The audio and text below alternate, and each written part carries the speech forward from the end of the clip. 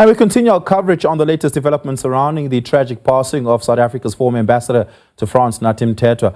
Mthethwa's death has prompted a high-level police investigation after 5 members from the South African Police Service got dispatched to France to assist the French police to probe circumstances around Mthethwa's death. While Mthethwa's family has confirmed receipt of his death certificate, they maintain there are still unanswered questions regarding his sudden demise and that they observe no signs of distress prior to his passing. French prosecutors are also actively investigating the case, which comes amidst past corruption allegations against the late ambassador. For more, we're now joined by our reporter, Jayed Paulse, who is standing by with the family. Jayed, the Sunday papers are reporting that the French authorities are withholding the body of Nathi Mthethwa pending their determination of his cause of death, or at least a final determination thereof, and as well as the family, the Mthethwa family, is saying that they do not entirely buy the story of suicide and they are looking for more answers. What is the family telling you at this moment?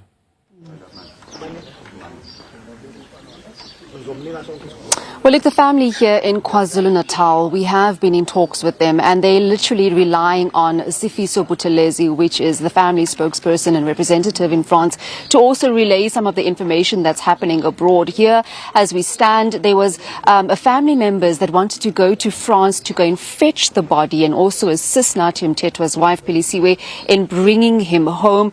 Culturally, this is also very important, as you would know, that they have to fetch the spirit of Nathi Mthethwa and explain to him that now they are crossing seas, they're coming back to Africa, coming back to his homestead here in KwaZulu-Natal. So we've been speaking with the family and they've literally been relying on bits and pieces of information. They had a meeting yesterday where they also told us they were waiting to hear from Durko whether their passports and visas were approved so that two of Nathi Mthethwa's brothers could go to France and assist his wife. But to speak to us about what's happening in France, I am joined by Nathi Mthethwa's brother-in-law and the brother of Pilisiwe, his wife, Kulinkani Buthelezi. Thank you so much for joining us, Kulinkani. If you can just talk to us about communication between France and South Africa. The families are still trying to put the pieces together.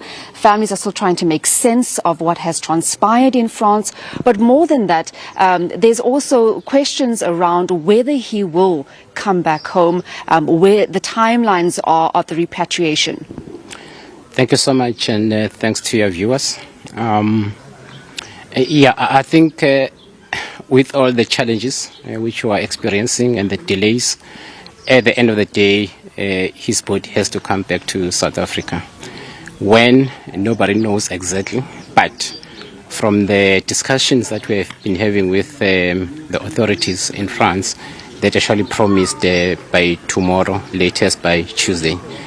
Obviously, as you know, there has to be an autopsy completed before they can actually hand over the body to the family. Thank you. We do know that a death certificate has been officially released now, and I imagine that you have been in talks with your sister Pilisiwe, just in terms of how she's coping in France. Difficult times for the family, even more difficult for my sister. She's trying under the circumstances. I think the good thing is that you've got some family members as well who actually, were assisting in terms of comforting her. My brother, Dr. Sifiso Buthelezi, as you know, he has been there since Tuesday morning last week. And fortunately, my daughter as well, she actually works in Paris for BNP Paribas. So on the first day when we heard about the passing away of our brother-in-law, she was also the first one to be there to go and actually comfort her aunt. So family helps a lot. Difficult as it is, difficult for my sister.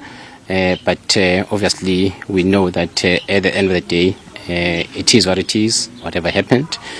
We just want answers so that we can have closure on this chapter. Thank you. And that is exactly what you spoke about when Inkosi Zuzipa Buthelezi came to offer his condolences to the Mthethwa family. You also spoke about the answers, that the family needs closure. When was the last time that you saw Nathi Mthethwa and the communication that you had with him? You'd remember, I think all the South Africans would know that in May there was a big conference organized by the ambassador whereby he had actually brought about over 100 companies coming from South Africa. It was an investment conference, and they had over 300 companies from France in that conference. So I was there. That was the last time that we actually spent some time together.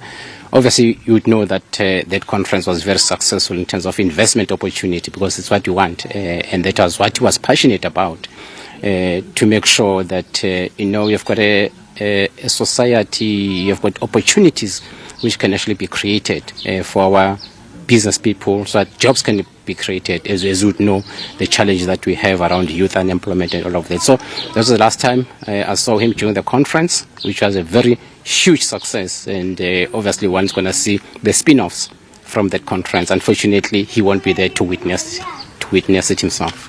Okay. Mr. Buthelezi, thank you so much for speaking to us Thank on you so SABC News, and condolences once again on your loss. Thank you so much.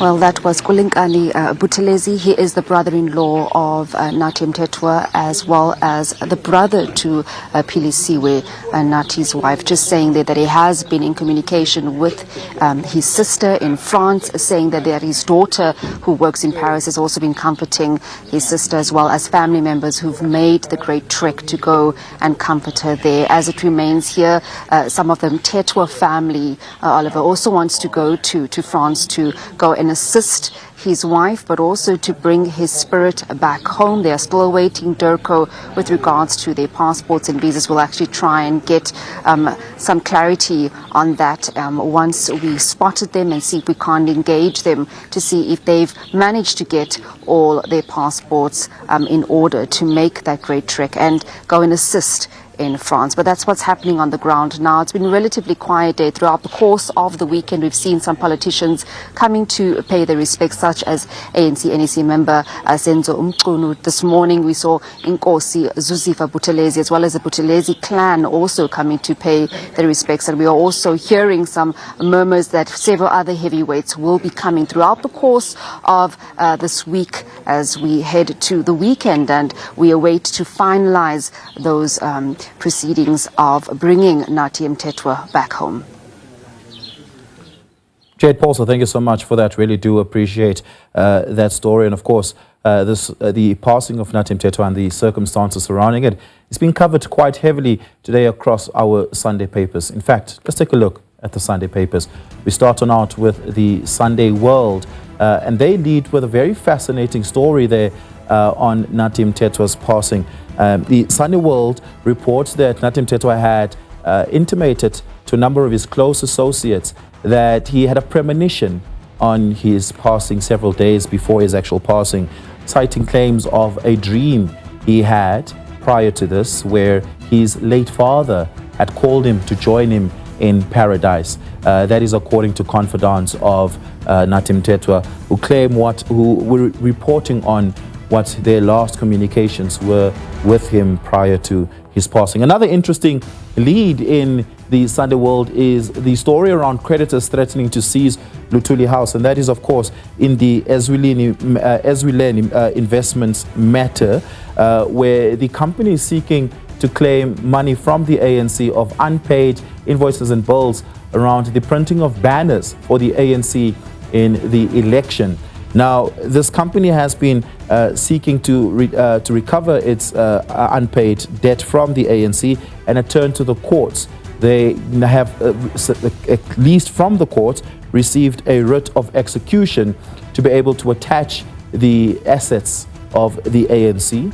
They had sent out a sheriff, as well as an auditor, to go and take an inventory measure of the ANC's assets. Very interesting story in the